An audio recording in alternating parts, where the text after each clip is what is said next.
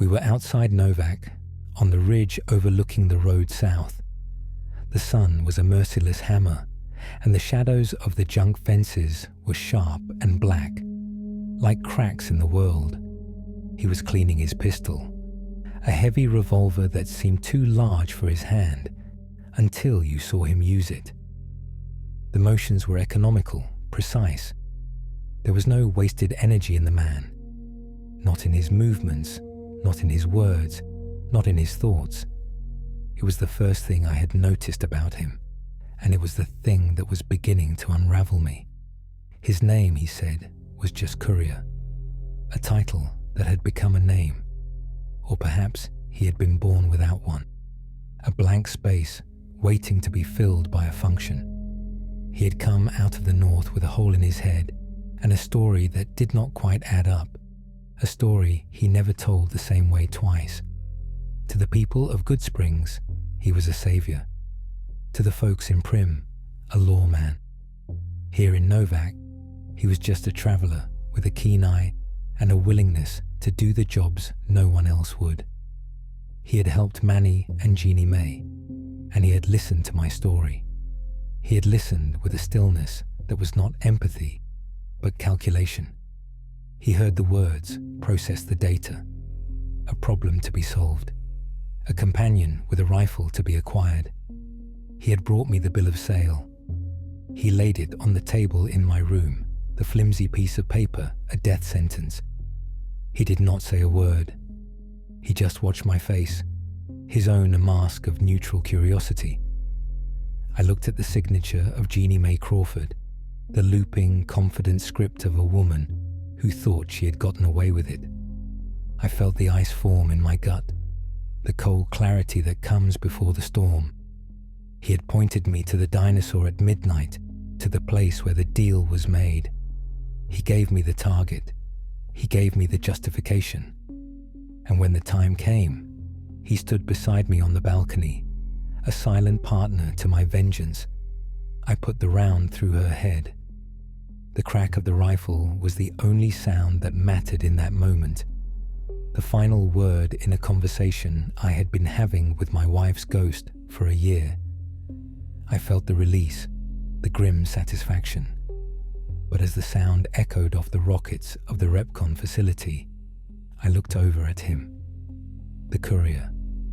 He was not looking at the body. He was not looking at me.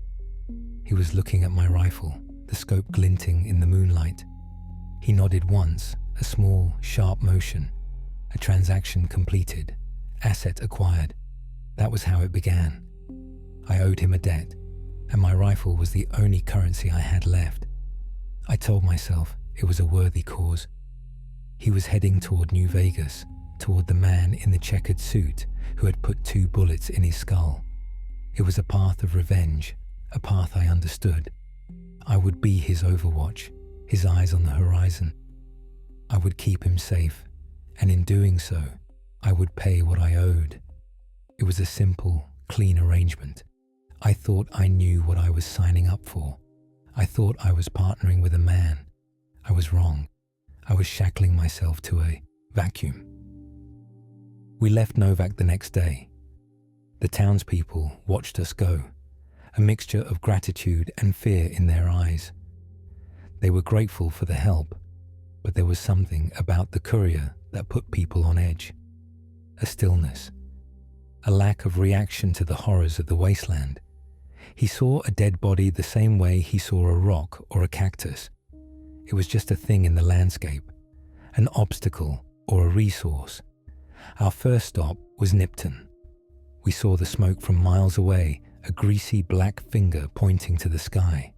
I knew what it meant, Legion.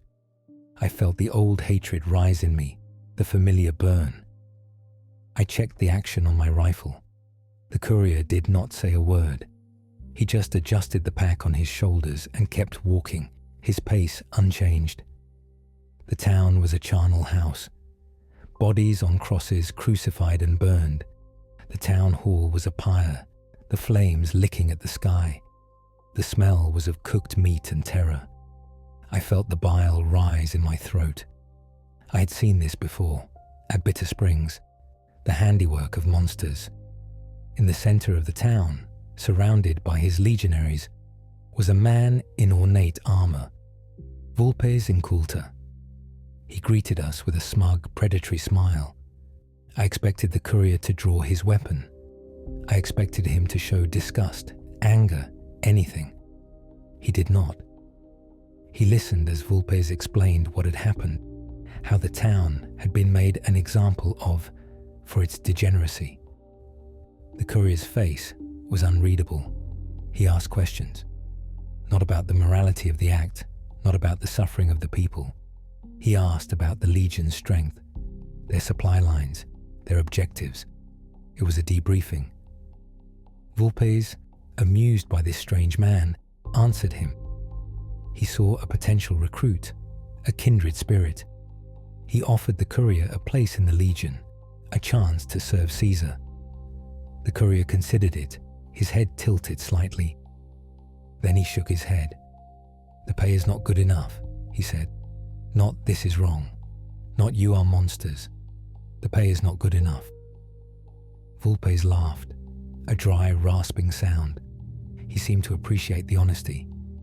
He and his men left, marching east toward the river. The courier watched them go. Then, without a word, he began to move through the town. He went from body to body, from ruined house to burned-out shop. He was not looking for survivors. He was looting. He took the ammunition from the pockets of the dead powder gangers. He stripped the armor from a fallen legionary. He went into the general store and emptied the cash register, his movements quick and efficient. He found a unique machete on the body of one of the Legion officers, a fine piece of steel called Liberator. He tested its weight, gave it a few practice swings, and then strapped it to his pack. He did it all with the quiet focus of a man taking inventory. The crucified people, their bodies still smoldering, were just part of the scenery. I stood in the center of the road, the rifle feeling heavy in my hands. I was watching a man pick through the ashes of an atrocity, looking for trinkets. This was not the righteous anger I had expected. This was something else entirely, something hollow. "We should go," I said, my voice rough. He looked up from a corpse he was searching. "Not yet," he said. "I need to check the mayor's office. I heard he had a good hat." A good hat. He went into the burning town hall, ignoring the heat and the stench. He came back out a few minutes later, a pre-war fedora in his hand. It was singed around the edges, but otherwise intact. He brushed the ash from it, put it on his head, and adjusted the brim. He looked at his reflection in a piece of broken glass. He seemed satisfied. We walked away from Nipton in silence. The smoke plumed behind us, a monument to human cruelty. The courier did not look back. He was already thinking about the road ahead, about the next town, the next piece of gear, the next number to add to his collection of caps. I walked behind him, my scope to the horizon, my mind a storm of confusion. I was guarding a man who had walked through hell and stopped to admire the souvenirs. I told myself it was just shock, the wound in his head. Maybe it had broken something inside him, erased his capacity for empathy. I tried to make excuses for him because the alternative was too terrible to consider. The alternative was that there was nothing broken. The alternative was that this was who he was. We made our way south toward the river. The land grew drier, more hostile. We skirted past the prison, the powder gangers taking pot shots at us from the walls. The courier did not even flinch. He just kept walking, letting me handle the distant threats. I was good at my job, too good. Every shot I fired, every raider I dropped, cleared the path for him. I was his long-range shovel, digging a trench through the wasteland for him to walk through unopposed. We came to a place called Wolfhorn Ranch. It was a ramshackle collection of sheds and a small farmhouse, surrounded by a fence made of scrap metal and old tires. A small herd of Brahmin milled about in a pen. It seemed peaceful, a rare thing in the Mojave. An old woman sat on the porch, cleaning a shotgun. She watched us approach with weary, suspicious eyes. The courier raised a hand in greeting. He had a way of seeming non-threatening when he wanted to. He could drain the violence from his posture, become just another traveler on a long road. He asked the woman for water. She obliged, but she did not put the shotgun down. Her name was Audra, and she ran the ranch with her husband and 2 sons. They were good people, she said, just trying to survive. The courier noticed a rifle mounted over the fireplace inside the house. It was an old model, a hunting rifle with a custom stock and a long, powerful scope. It was a beautiful weapon, clearly well cared for. I saw the look in his eyes, the same look he had when he found the machete in Nipton, the look of a collector who has just spotted a rare specimen. He started asking questions about the rifle. Audra told him it was her husband's pride and joy, a family heirloom. It was not for sale. The courier nodded, but his eyes lingered on the weapon. We stayed the night. Audra and her family were wary, but hospitable. They shared their meager meal with us, Brahmin steaks and irradiated corn. The husband, a man named Silas, was quiet and stern. The sons were young, barely men, but they had the hard look of people who had grown up in a hard world. I felt a pang of something like nostalgia. They reminded me of the families I had sworn to protect in the NCR. People who just wanted to build something that would last. I watched them interact. The small gestures of affection, the shared jokes, the easy familiarity. It was a life I had once thought I might have. A life Carla and I had dreamed of. The courier was quiet during the meal. He ate his food without comment, his eyes scanning the room, taking in every detail. He was not participating. He was observing, cataloguing. That night, I took the first watch. I sat on the roof of the farmhouse, my rifle across my lap, and watched the desert.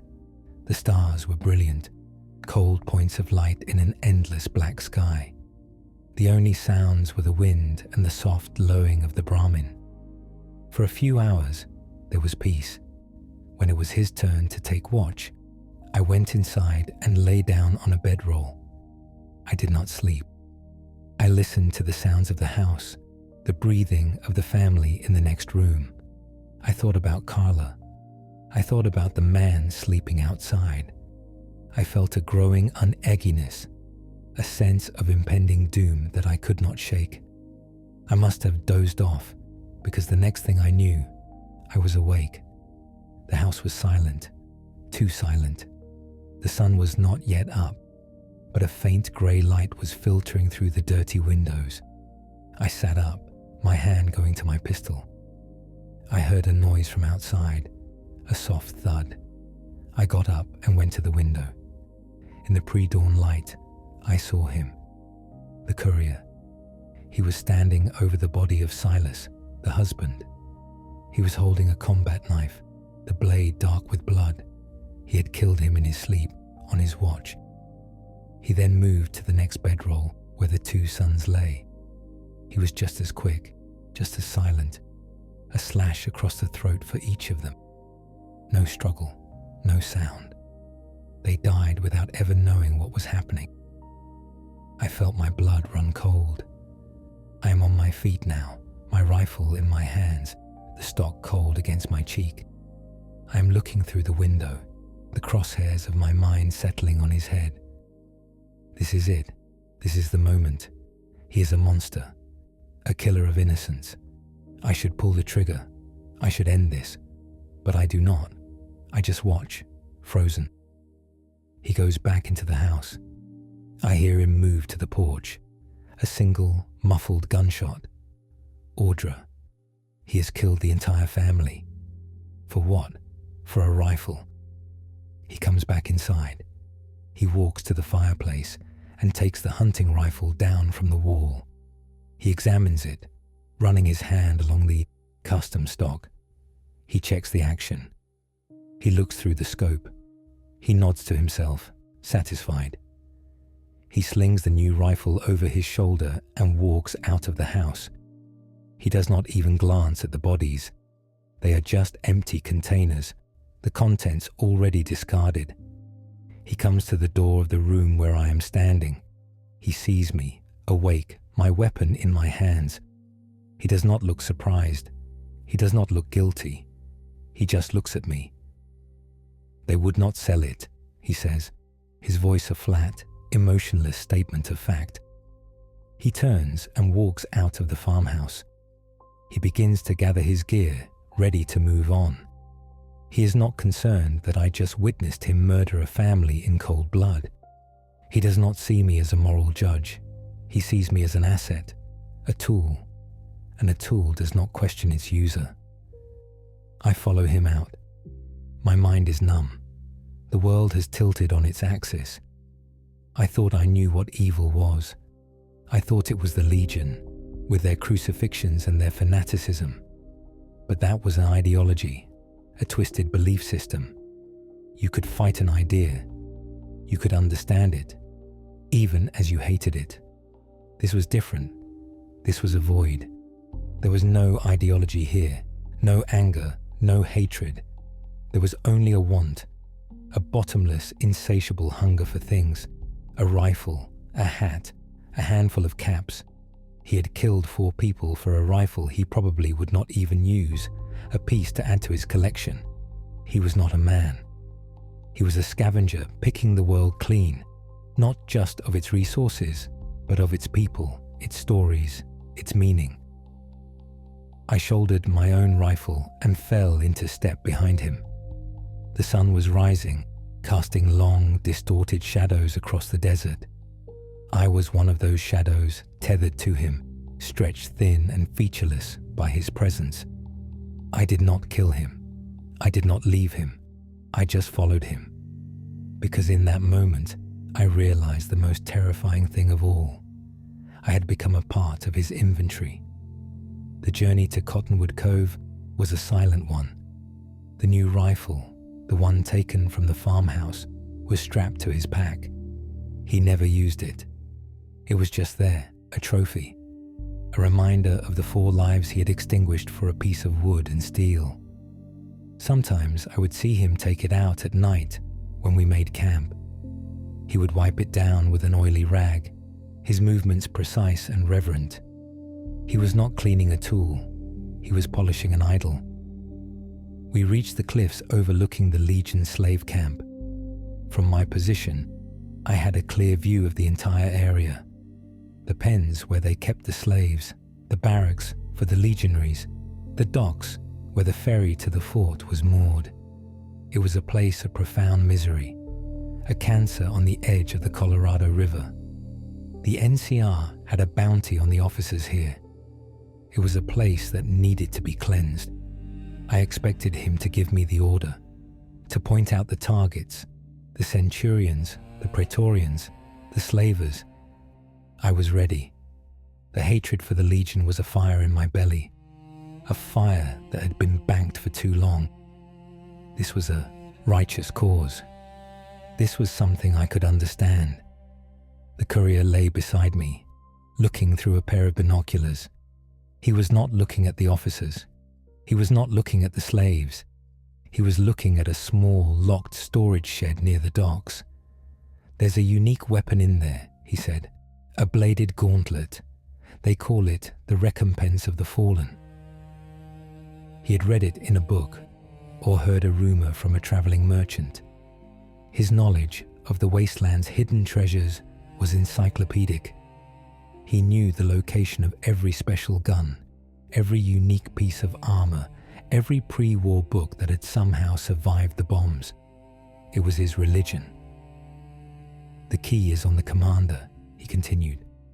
"A man named Aurelius of Phoenix. He's in the main building." He laid out the plan. It was not a plan of liberation. It was a heist. The objective was not to free the slaves or strike a blow against the Legion. The objective was the gauntlet. The people, the slaves, the soldiers, they were just obstacles. The security system for the display case. "I'll go in," he said. "You provide cover. Shoot anyone who comes out of the buildings. Don't let them flank me." He was going to walk into the heart of a Legion camp, kill its commander, and take his key.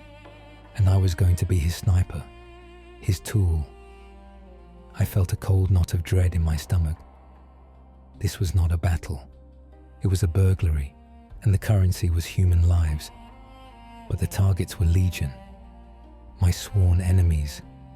I could justify this. I could tell myself that the ends mattered more than the means. We would be killing legionaries. That was a good thing, no matter the reason. So I nodded. I settled behind my rifle, the familiar way to comfort and a curse. I found Aurelius in my scope, pacing in front of the headquarters building. A brutal man, his face a mask of arrogance and cruelty. He deserved to die. They all did. The courier moved down the slope, a shadow among the rocks. He was impossibly stealthy. He slipped into the camp unnoticed, a ghost in broad daylight. He went into the headquarters. A few moments later, I heard a muffled shout, then silence. He had killed Aurelius. He emerged a minute later, walking at a calm, steady pace. He was not running. There was no urgency. He held a key in his hand. A few legionaries started to notice that something was wrong. They began to shout, to raise their weapons. That was my cue. The first shot took a Praetorian in the throat. He dropped his rifle and clutched at his neck, a look of shocked surprise on his face. The second shot caught a legionary recruit as he was drawing his machete. He spun around and fell, his body limp. Chaos erupted. The legionaries scrambled for cover, shouting orders, trying to find my position. They were disciplined, but they were not prepared for this. They were being picked apart from a distance they could not counter. The courier did not take cover. He continued to walk toward the storage shed, unconcerned by the bullets that were now flying through the air. He seemed to have absolute faith in my ability to protect him. He knew his tool would not fail him. I fired again and again. The rifle bucked against my shoulder, the smell of cordite filling the air. Each shot was a life ended. I did not think about them as men. They were just targets, red flags in my scope. I was detached, efficient, a machine, just like him. He reached the shed. He unlocked the door and went inside. The legionaries were trying to organize a charge up the hill toward my position. I systematically took them down, the officer leading the charge, the veteran with the marksman carbine, the recruit with the throwing spears. One by one, they fell. He came out of the shed. In his hand was a wicked-looking gauntlet, a set of long, sharp blades attached to a heavy leather glove, the recompense of the fallen. He looked at it, turning it over in his hand. He flexed his fingers, the blades extending and retracting with a soft, metallic snick. He was pleased. The camp was in disarray. Most of the legionaries were dead or wounded. The slaves in the pens were screaming, some in terror, some in a dawning, fragile hope. They thought we were liberators. They thought this was about them. The courier ignored them. He put the gauntlet in his pack and started walking toward the docks. He had what he came for. The rest was just noise. "What about the slaves?" I said, my voice transmitted through the comm in my beret. "What about them?" he replied, his voice flat, emotionless. "We should free them." There was a pause. "That's not the objective," he said. "Freeing them is inefficient. They would slow us down. Most of them would die in the desert anyway." He was right. It was a cold, brutal calculation. But it was correct. Freeing them would be messy. It would be difficult. It was not part of his plan. He reached the ferry and untied it from the dock. A few of the remaining legionaries tried to stop him. I shot them. They fell into the murky water of the Colorado, their bodies sinking into the green depths. He got the ferry started and began to cross the river, heading for the fort. He was not done. The fort was Caesar's seat of power. It was the heart of the Legion. And I knew, with a certainty that chilled me to the bone, that he was going there for the same reason he had come here. Not to kill Caesar, not to end the war. He was going there because there were unique items to be found. A special set of armor, a unique weapon, Caesar's own fist of the North Roar. He was going to the most dangerous place in the Mojave on a shopping trip. I watched him go, a small figure on a small boat, crossing a vast river. The sun was setting, and the water was the color of blood. Behind me, in the camp, the slaves were still huddled in their pens. Their brief hope was dying, replaced by the bitter reality of their situation. Their liberators were just passing through. I packed up my gear, my hands moving with a mechanical precision that I no longer recognized as my own. I had just participated in a massacre. I had enabled a monster to acquire another toy for his collection. And in the process, I had snuffed out the last spark of hope for a dozen desperate people. I followed the riverbank, keeping his boat in sight. I would meet him on the other side. I had to. I was his overwatch, his tool. And a tool does not have a choice. It can only do the job it was designed for. My job was to kill. And I was very, very good at my job. The thought brought me no comfort. It only brought a profound and bottomless despair. The fort was a nightmare of order and brutality. A Roman camp rebuilt from the scraps of the old world, perched on a hill overlooking the river. The legionaries drilled in the sun, their movements synchronized, their wills subsumed into the singular will of Caesar. It was a place of absolute certainty, of unshakable faith in a twisted ideology. In its own way, it was the opposite of the Courier. The Legion was a massive, unified purpose. He was a singular hollow void. He met with Caesar. I was not there for the meeting, but he told me about it later, his voice devoid of any emotion. He spoke of Caesar not as a tyrant or a madman, but as a man with a collection of tribes, of traditions, of medical knowledge.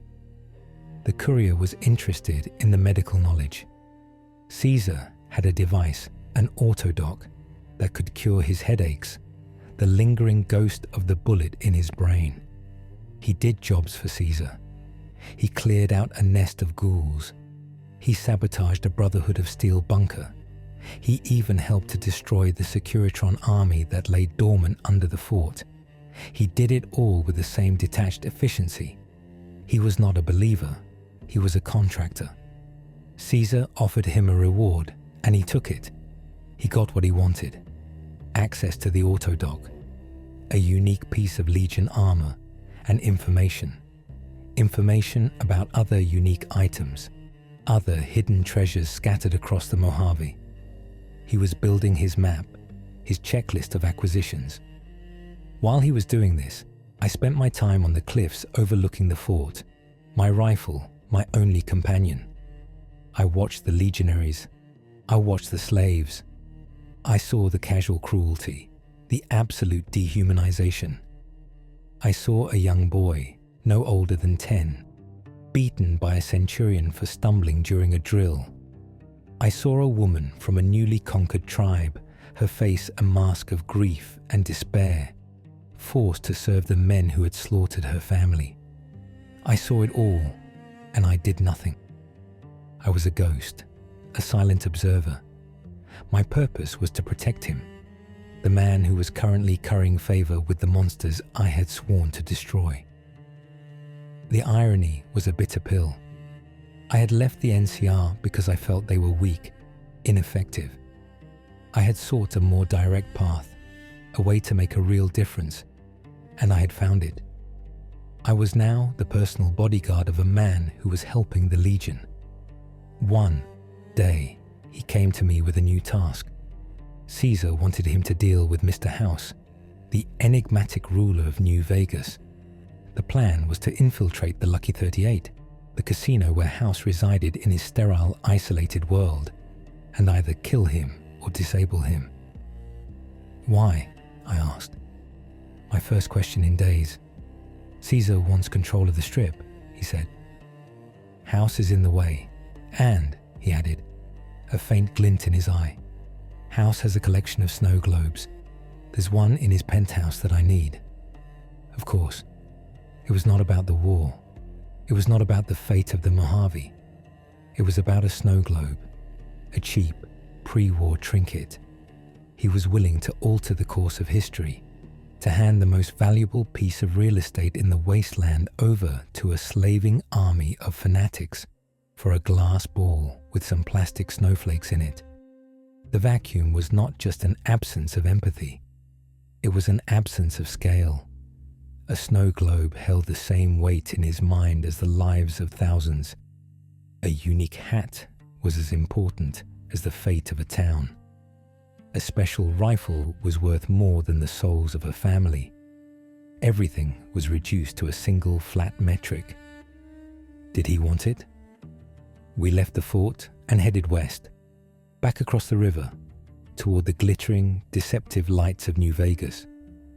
The journey was different this time. Before, I had been confused, troubled. Now, I was something else. I was watching him with a new clarity. I was no longer trying to understand him. I was studying him, the way a scientist studies a virus. I wanted to see how far the infection would spread. We arrived in Freeside, the chaotic slum that surrounded the Strip. It was a place of desperation and ambition, of gangs and missionaries, of broken dreams and fleeting pleasures. The Courier moved through it like a shark through water. He was in his element. He did jobs for the Kings, the local gang who styled themselves after an old-world rock and roll star. He helped them secure their territory. He brokered a peace with the NCR squatters. He even found a new brain for their cyberdog Rex. He earned their trust, their friendship. Their leader, a man who called himself the King, treated the Courier like a brother. Then, the Courier found out that the King had a unique suit, a flashy, sequined outfit that was one of a kind. He asked the King for it. The King, understandably, refused. It was his signature look, the symbol of his authority. The next day, the King was dead. The Courier had killed him in his sleep, taken the suit, and left. The Kings were thrown into chaos. The fragile peace in Freeside shattered.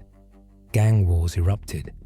The NCR moved in, cracking down, their heavy-handed tactics causing more resentment, more violence. The Courier walked through the chaos wearing the dead man's suit. He did not seem to notice the consequences of his actions. The burning buildings, the bodies in the streets, the sound of gunfire, it was all just background noise. He had gotten what he wanted. The rest was irrelevant. I watched it all happen, my finger resting on the trigger of my rifle. I could have stopped him. I could have warned the King. I could have put a bullet in the back of the Courier's head as he walked away, the sequins on his new suit glittering in the firelight. But I did not. The numbness was complete now. I was no longer a participant. I was a chronicler. I was the silent witness to the end of the world. Not the end of the world by fire and radiation. That had already happened. This was a quieter apocalypse. The world was not being destroyed. It was being deleted, erased piece by piece, story by story, person by person, by a man who was replacing it all with a collection of meaningless junk. We gained access to the Strip. The lights, the noise, the sheer overwhelming spectacle of it all was a monument to humanity's refusal to die. It was decadent, corrupt, a hollow imitation of the old world, but it was alive. There was a society here with rules and hierarchies and ambitions. There were people trying to build something, even if that something was a monument to greed. The Courier saw it as a giant open-air vault filled with unique items. He went to the Gomorrah, the casino run by the Omertas. He learned of their plan to gas the Strip to help the Legion take over. He could have stopped them. He could have warned the other casino bosses or the NCR. Instead, he helped them. He helped them get the materials they needed, helped them bypass security. Why? Because the Omertas had promised him a unique shotgun, a powerful weapon called the Big Boomer. He went to the Tops, the casino run by the chairman. He met Benny, the man in the checkered suit who had shot him in the head, the man he had supposedly been hunting all this time, the reason for his journey. He cornered Benny. He had him at his mercy, and he let him go. He let him go in exchange for information. Information about the Platinum Chip, the key to controlling the Strip's Securitron army, and information about a hidden stash of unique pre-war clothing that Benny had collected. Revenge was not the motive. It never had been. The bullet in his head was just the inciting incident, the start of the scavenger hunt. Benny was not an enemy to be destroyed. He was a resource to be exploited. Finally, we went to the Lucky 38. We took the elevator up to the penthouse, to the sealed, sterile environment where Mr. House had ruled for 200 years. House appeared on a giant screen, a digital ghost, a man who had traded his body for a kind of immortality. He was a creature of pure logic, of grand designs. He had a vision for the future of humanity, a future of order, of technological advancement, of a new civilization rising from the ashes, with him as its benevolent eternal dictator. It was a cold, sterile vision, but it was a vision nonetheless. It was a purpose. He offered the Courier a place in his new world, a position of power, his right-hand man. Glad he had to do was obey. The Courier listened to the offer. He looked around the penthouse. He saw the snow globe on the desk. He walked over to the terminal that controlled House's life support systems. He opened the antechamber, revealing the withered, atrophied body of Robert House, a desiccated husk wired into a machine. House, his voice now weak and reedy, begged for his life. He pleaded, he reasoned, he threatened. The Courier did not respond. He just looked at the old man, this creature who had held the fate of a city in his hands for centuries. Then he looked at the snow globe. He picked it up, shook it, and watched the fake snow swirl around a tiny plastic model of the casino. He turned back to the terminal and typed a single command. The life support systems shut down. The lights on the machine blinked out. The faint, rhythmic hiss of the ventilator ceased. Robert House, the master of New Vegas, was dead. The Courier put the snow globe in his pack. He now had the Platinum Chip. He had control of the Securitron army. He had the power to decide the fate of the Mojave. He could give it to the NCR, to the Legion, or he could keep it for himself. He chose the fourth option, the option of chaos. He found a rogue AI, a personality program called Yes Man, that was designed to obey any command. He installed Yes Man into House's network. With Yes Man as his mouthpiece, the Courier now had absolute control of the Strip and its army, but he had no vision, no plan, no desire to rule. He just wanted the stuff. He used the army to drive both the NCR and the Legion out of the region around New Vegas.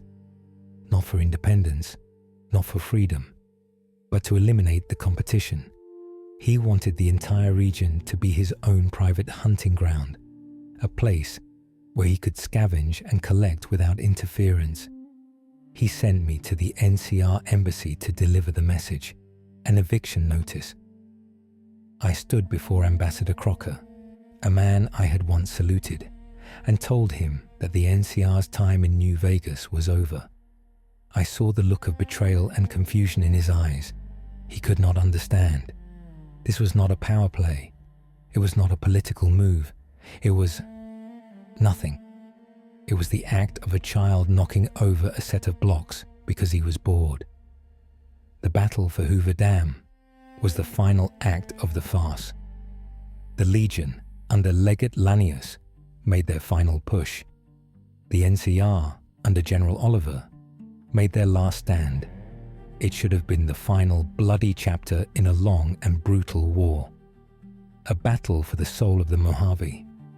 The Courier turned it into a slaughterhouse. He activated his upgraded Securitron army and sent them to the dam. They did not take sides.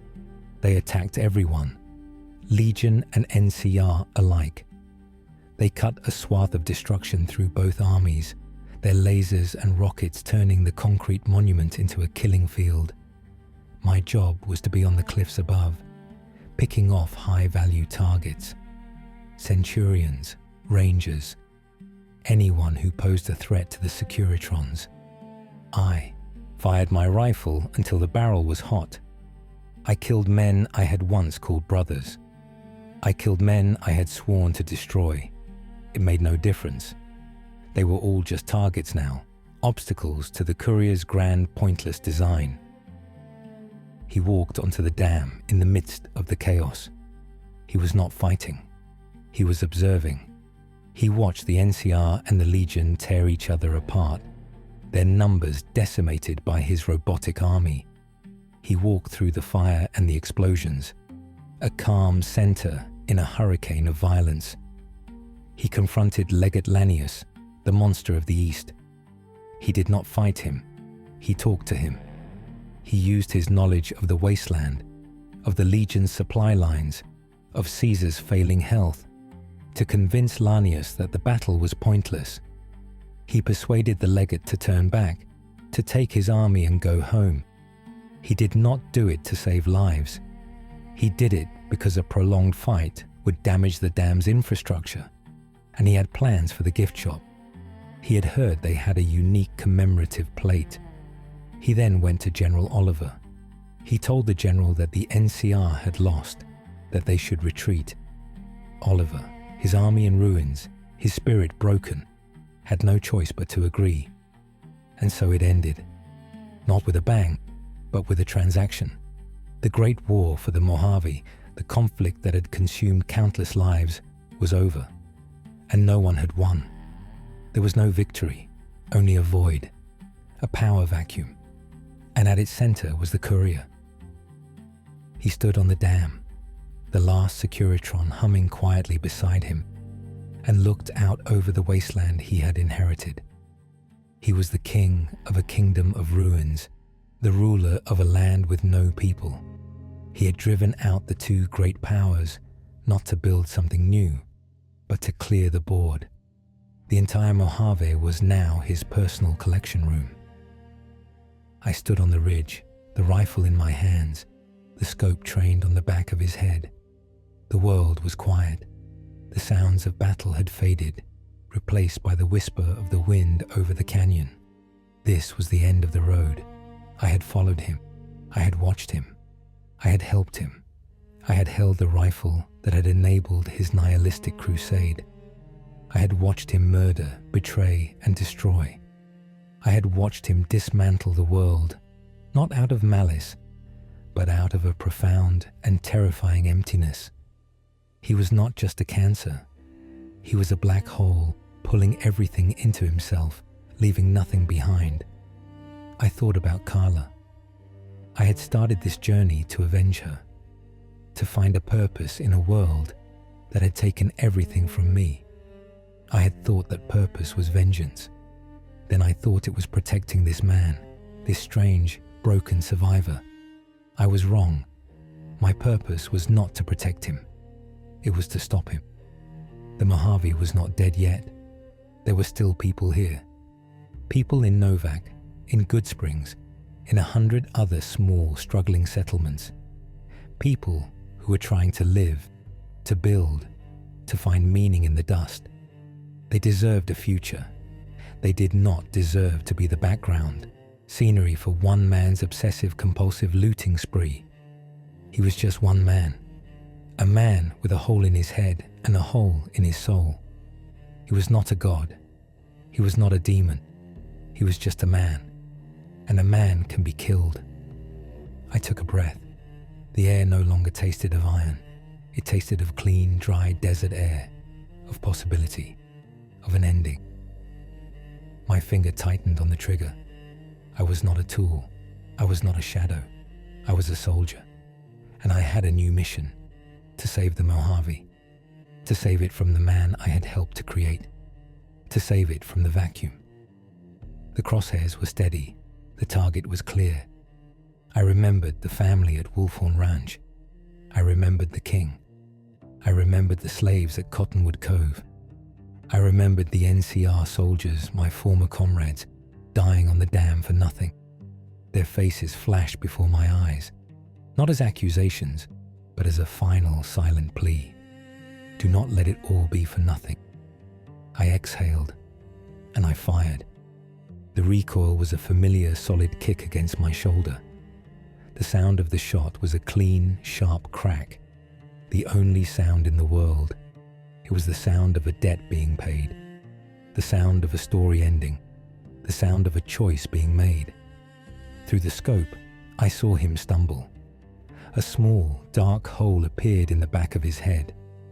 He stood there for a moment, a puppet with its strings cut.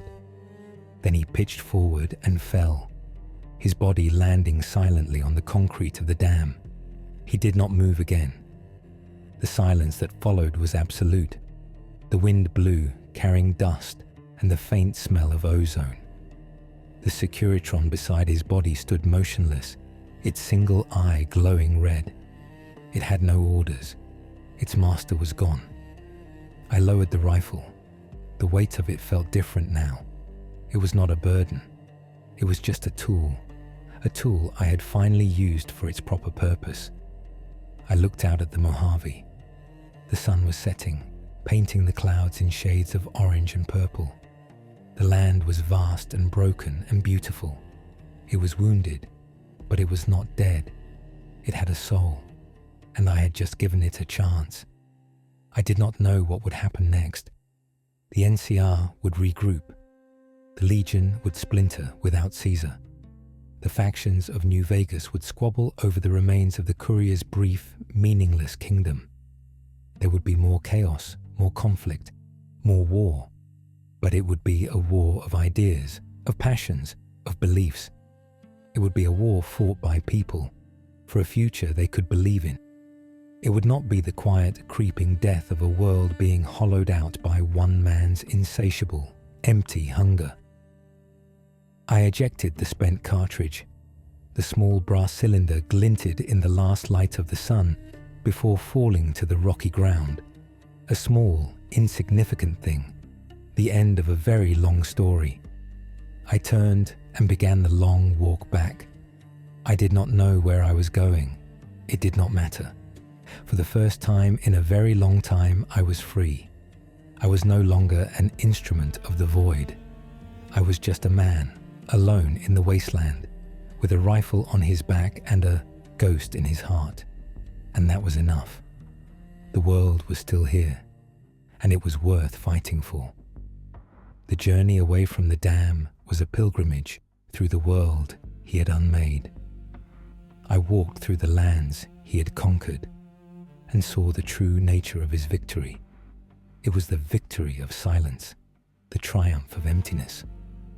The territories he had cleared of NCR and Legion patrols were not free. They were simply empty. Raiders, bolder now without the organized patrols, preyed on the few remaining caravans. Small settlements that had relied on NCR protection were now isolated, vulnerable islands in a sea of anarchy. I passed by the Helios 1 power plant. The Courier had diverted the power, not to the communities that desperately needed it, but to a secret, buried weapon system. He had never used the weapon. He just wanted it. He wanted to possess the option, the potential for destruction. The knowledge that he could wipe a town off the map was the prize. The people of Novak and Freeside still lived in the flickering gloom of failing generators, while a weapon of mass destruction hummed with stolen power beneath their feet. I saw the aftermath of his visit to the Brotherhood of Steel. He had not destroyed them in a blaze of glory. He had not reasoned with them or forged an alliance. He had found a way to trigger their bunker's self-destruct sequence, all to retrieve a unique suit of power armor from the Elder's chamber before the place was sealed forever. He had traded the accumulated knowledge, the history, the very existence of the Brotherhood on the West Coast for a single suit of armor he wore for a week before storing it in a hotel room in Novak, alongside dozens of other unique outfits, a museum of his nihilism. I walked through Freeside again. The fires had burned out, leaving blackened shells of buildings. The kings were gone, scattered or dead. The NCR military police had established a sterile, joyless martial law over the area. The vibrant, dangerous energy of the place was gone, replaced by the grim quiet of an occupied territory. I saw a child drawing in the dirt with a stick, trying to recreate the face of the king. The Courier had not just killed a man. He had killed a symbol, a folk tale, and left nothing in its place. Each step was a penance. I saw the world not through my scope, but with my own eyes. I saw the consequences of every trigger pull I had made on his behalf. The raider camp I had cleared for him was not to make the road safer. It was so he could get a unique variant of a combat knife from the gang's leader. The nest of deathclaws we had exterminated was not to protect prospectors. It was so he could harvest their eggs for a recipe he had found. I had been his accomplice. My grief, my desire for vengeance, had been a key he had used to unlock my skills. He had aimed my rage like a weapon, directing it at anyone and anything that stood between him and the next shiny object. I had thought I was fighting a war, but I had just been the muscle for a kleptomaniac with a god complex. My path eventually led me back to Novak. The dinosaur still stood, a silent, absurd sentinel. The people there remembered me. They looked at me with a mixture of fear and pity. I was the man who had left with the strange Courier. They had heard the stories, the rumors that drifted on the desert wind. Stories of New Vegas falling into chaos, of the NCR and the Legion both being driven back by an army of robots. They did not know the details, but they knew he was at the center of it. And I had been at his side. I went to my old room, the one where he had shown me the bill of sale. It was empty, just as I had left it. I sat on the edge of the bed and looked at the wall. I could still see the faint outline of where Carla's picture used to be. I had taken it with me, a small, folded photograph in my breast pocket. It was all I had left of her. I took it out and looked at it. Her smile, the way her eyes crinkled at the corners. She had been real. Her life had meant something. Her death had meant something. The Courier had used that meaning, hollowed it out, and turned it into a tool for his own ends. He had taken the purest thing I had left, my love for my wife, and profaned it. A knock came at the door. It was Manny Vargas, the sniper from the dinosaur's mouth. He looked older, more tired. "Boone," he said, his voice quiet. "I heard you were back." I did not say anything. "People are scared," he went on. "The NCR pulled out of the outpost down the road. The caravans are stopping. We're on our own. We heard..." We heard you and him were at the dam. He's dead, I said. The words felt strange in my mouth. Final. Manny's eyes widened slightly. He did not ask how. He did not need to. He looked at the rifle leaning against the wall beside me. What happens now? He asked. It was a good question. The courier was gone, but the vacuum he had created remained. The Mojave was a tinderbox, and he had been the one holding all the matches. Now he was gone, and the matches were scattered on the floor. I don't know, I said, and it was the truth. But as I looked at Manny, at the worry etched on his face, I felt something stir in me, a feeling I had not had since before Bitter Springs, a sense of duty, not to an army, not to a flag, but to the people right in front of me, the people who were just trying to survive. But we're not going to just wait for it to happen, I said, and I was surprised by the strength in my own voice. We're going to get ready. I stayed in Novak. I helped them fortify the town.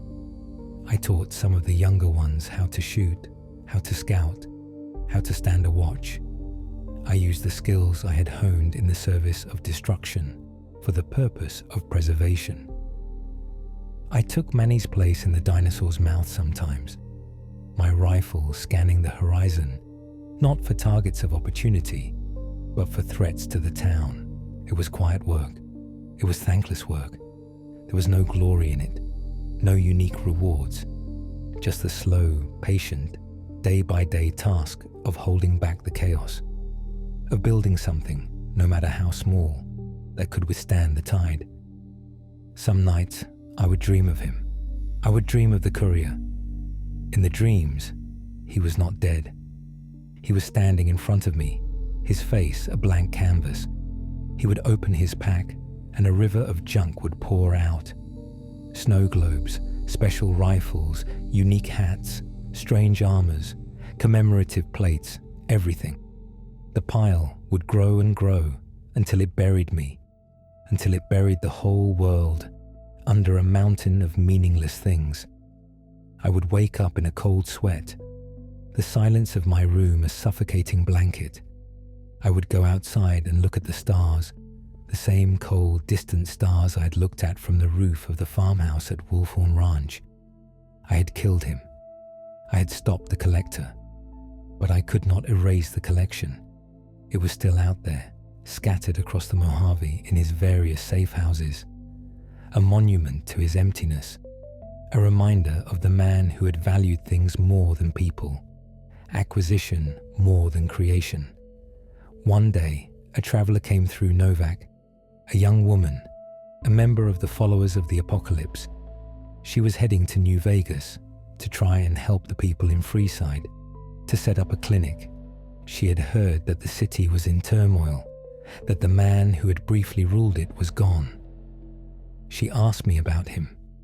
She had heard stories that he had once worked with the Followers, that he had helped them before he had turned.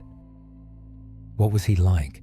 She asked, her eyes full of a scholar's curiosity. I thought for a long time. I tried to find the words to describe him, to describe the vacuum. He was a man who walked through a museum, I said finally, and all he saw were the price tags. She did not understand, but she nodded, wrote something in her journal, and went on her way. I watched her go, a small figure walking north toward the heart of the chaos I had helped create. I felt a flicker of hope. People like her, people who wanted to heal, to build, to understand. They were the opposite of him. They were the cure for the disease he represented. The Mojave would not be saved by one man with a rifle. It would not be saved by an army or a government. It would be saved by the small, stubborn acts of decency in creation, by a doctor setting up a clinic, by a farmer planting a crop, by a guard standing watch over a small town. My war was not over. It had just changed. I was no longer fighting the Legion. I was no longer fighting the Courier. I was fighting the emptiness he had left behind, the despair, the idea that nothing matters. I went back to my post. I looked through my scope. The world came into sharp focus. The heat shimmered off the broken asphalt. A dust devil danced in the distance. A bighorner grazed on a patch of scrub grass. It was a broken world, a scarred world, but it was not an empty one. There was still life here. There was still meaning. You just had to look for it. You had to fight for it. I settled the stock of the rifle against my shoulder. It felt right, a part of me, a tool, and I finally knew how to use it. Not just to end things, but to protect the things that were worth beginning. I kept watch, waiting for the dawn. The world was still here, and I was a part of it. I would stand my watch. I would hold the line. It was my penance and my purpose. And for the first time since Carla, it was enough. The days in Novak bled into one another, a slow rhythm of watchfulness and work. I became a fixture, a silent guardian in the town's collective consciousness. The children were no longer afraid of me. They would sometimes leave a bottle of sunset sarsaparilla at the base of the dinosaur's ladder, a small tribute to the quiet man who kept them safe. It was a strange kind of peace, a peace born from routine and a shared, unspoken understanding of the fragility of our existence. But the ghost of the courier lingered. His absence was as powerful a force as his presence had been.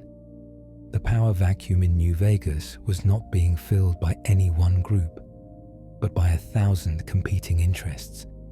I would hear reports from traders brave enough to still travel the roads, reports of the Securitron army without a master, following its last, simple instructions. Keep the peace on the Strip and treat everyone else as a threat. The Strip had become a fortress, its neon lights a cage, trapping the wealthy and the powerful inside, while the rest of the city starved or fought in the streets. Yes Man, the AI the courier had used, was a perfect reflection of his master. It had no will of its own, no grand design. It simply executed the last orders it had been given, a mindless, smiling enforcer of a dead man's chaotic whim. New Vegas was not a kingdom. It was a machine left running with no one at the controls, grinding away, serving a purpose that no longer existed.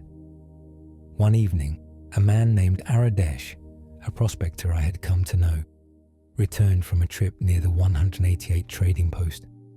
He was shaken, his face pale under a layer of grime.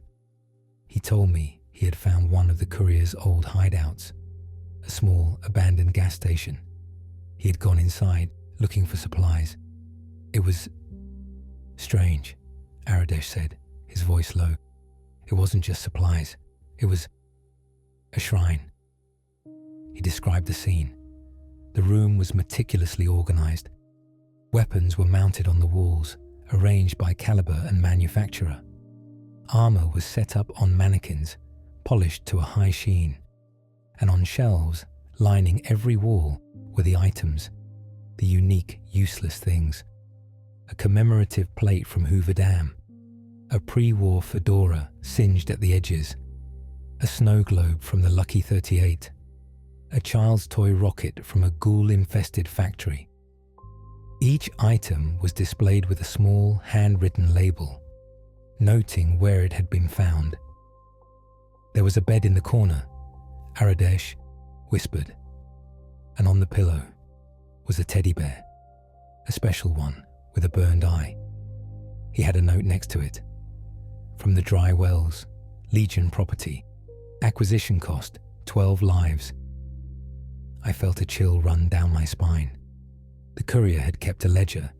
He had not just collected the items, he had catalogued the cost. Not as a mark of guilt, but as a mark of value. The price, paid in blood, was what made the object precious. He had reduced human life to a form of currency, used to purchase trinkets. The 12 legionaries he had killed to get that stupid bear were, in his mind, the sticker price. The family at Wolfhorn Ranch had been the cost of a rifle. The king had been the price of a suit. I had been part of that accounting. My life, my skills, my loyalty, they had been part of the acquisition cost for dozens of items. I was a line item in the budget of his madness. The knowledge settled in me like a stone. Killing him had not been enough. I had stopped the collector, but the collection remained. Each of those objects, sitting on a shelf in some forgotten corner of the Mojave, was a testament to his philosophy, a silent, potent argument that nothing matters but the having of things. As long as they existed, his poison would continue to seep into the world. That night, I made a decision. My watch over Novak was important, but it was a defensive action. It was not enough to hold the line. I had to erase the stain. I told Manny I was leaving. "There's something I have to do," I said. "A mess I have to clean up." He did not argue. He just nodded and handed me a few extra boxes of ammunition. "Come back, Boone," he said. I did not know if I could make that promise. I set out, not as a bodyguard or a wanderer, but as an eraser. I had a new list, not of people to kill, but of things to destroy. I started with the gas station Aradesh had told me about. It was just as he had described, a museum of atrocities. I walked through it, the air thick with the dust of his obsession. I saw the recompense of the fallen, the bladed gauntlet from Cottonwood Cove. I remembered the slaves I had left behind. I saw the hunting rifle from Wolfhorn Ranch. I could almost hear the ghosts of the family he had slaughtered for it. I did not touch them. I did not examine them. To do so would be to fall into his way of thinking, to acknowledge their perceived value. They were just things, corrupted things. I went back outside, found a rusty can of flamer fuel in the garage, and poured it over everything. The mannequins, the shelves, the weapons on the wall. I soaked the bed with the teddy bear on it. Then I stood in the doorway, took out a match, and struck it. The flame caught with a whoosh. The fire spread quickly, greedily. It consumed the armor, melted the guns, blackened the walls. I watched as the snow globe on the shelf began to bubble and warp, the little plastic casino inside melting into a shapeless lump. The fire was a cleansing agent. It was turning his collection back into what it had always been, worthless junk. I stood there until the roof collapsed, burying the ashes under a pile of twisted metal and smoking timbers. Then I turned and walked away. One down. I did not know how many more there were. My quest took me all across the Mojave. I became a ghost, a legend whispered by travelers, the vengeful sniper, the man who burns houses. I followed the trail of his journey, using the memories I had of his obsessive ramblings about his stashes. A motel room in Prim, a footlocker in a forgotten NCR outpost, a whole suite in the Tops Casino. Each location was the same, a meticulously organized collection of his sins. In Prim, I found a unique set of brass knuckles. The label read, "Acquired from a convict, cost 1 sheriff." In the NCR outpost, I found a rare plasma rifle. The label, "Field tested on fiends near Vault 3, ammunition cost offset by sale of salvaged armor." In the suite at the Tops, the full scale of his obsession was laid bare.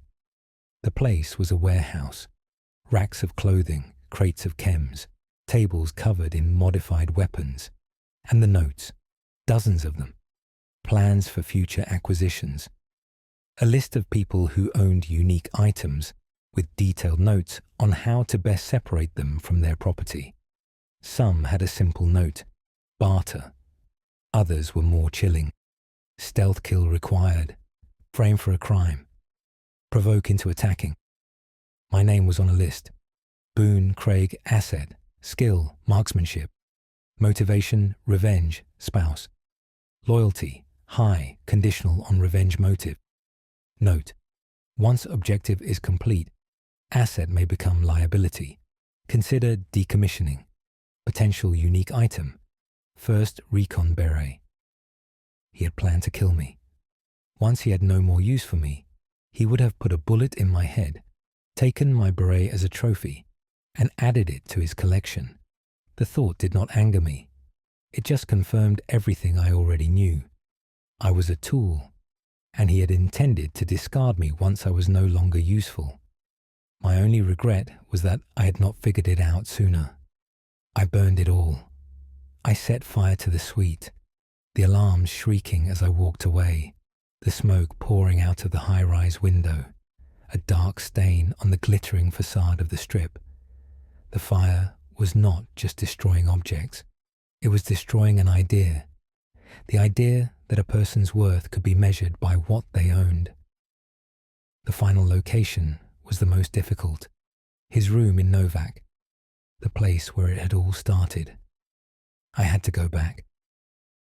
When I arrived, the town was on high alert. A band of vipers had been raiding the road nearby. Manny was in the dinosaur, his rifle scanning the horizon. He saw me coming. "Boone," he said, relief in his voice. "We could use your help." The old me would have seen this as a distraction, a detour from my personal mission. But my mission had changed. It was not just about erasing the past. It was about securing the future. "Where are they?" I asked. For the next 2 days, I was a soldier again. I helped Manny and the other defenders of Novak track the vipers. We set up an ambush in a narrow canyon. We were outnumbered, but we had the high ground and the element of surprise. The fight was fierce.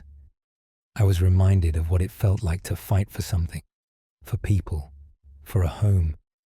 When the last raider fell, a silence descended on the canyon, broken only by the wind. We had won. We had protected our own. Back in Novak, there was a quiet celebration. People shared what little they had. There was a sense of community, of shared victory. I stood apart, watching. This was what he had never understood. The value of things was not in owning them, but in sharing them. The strength of a place was not in its walls, but in the bonds between its people. That night, I went to his room. Room 209. It was just as I remembered it. His collection here was smaller, more personal. The things he had acquired early in his journey, a beat-up set of leather armor, a 9mm pistol with a custom grip, and on the desk, a small frame photo. It was a picture of a man and a woman standing in front of the Goodsprings saloon. They were smiling. The man was the courier. But it was a different courier.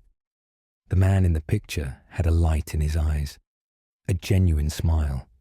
He looked happy. He looked human. The bullet had not just put a hole in his head. It had scooped out his soul. It had erased the man in the photograph and left the vacuum in his place. Perhaps the obsessive collecting was his attempt to fill that void, to rebuild a personality out of objects, because his own had been stolen from him. For a moment, I felt a flicker of pity for him, for the man he might have been. Then I looked at the label next to the photograph. It read, Goodsprings, starting point, value, sentimental. Even his own memories, his own past, had been reduced to an item in his collection.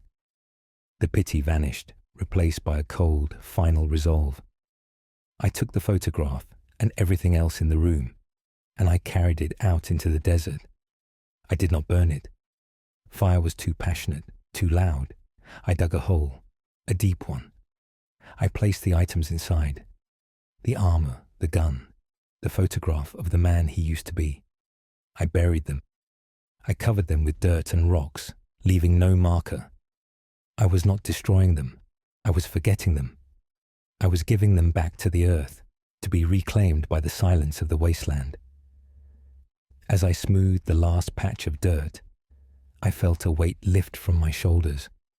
The hunt was over. The ghost was laid to rest. The collection was gone.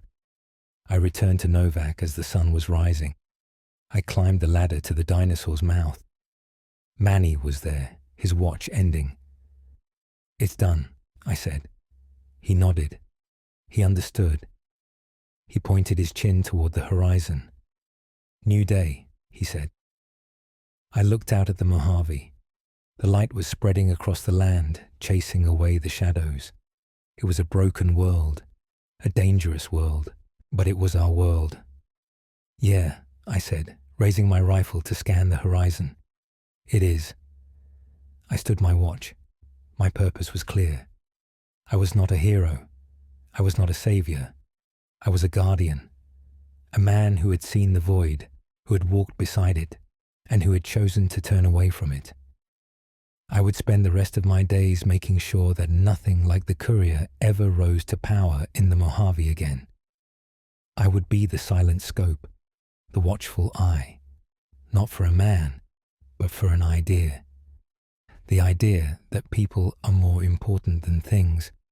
It was a simple idea, but in this world, it was the only one worth fighting for.